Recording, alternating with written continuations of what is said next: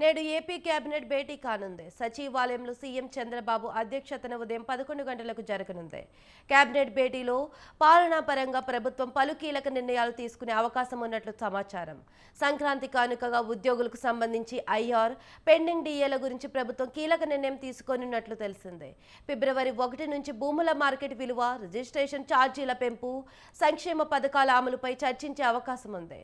వీటితో పాటు ఈ నెల 20 నుంచి 24 వరకు దోవాస్లో జరగనున్న సదస్సు, పోలవరం, అమరావతి నిర్మాణాల గురించి మంత్రివర్గ సమావేశంలో చర్చించే అవకాశం ఉంది.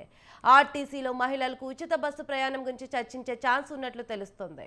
ఈ నెల 17న తుది నివేదిక వెలువడనున్న నేపథ్యంలో ఎలా ముందుకు వెళ్లాలనే అంశాలపై కూడా లోతుగా మంత్రివర్గం చర్చించనున్నట్లు సమాచారం.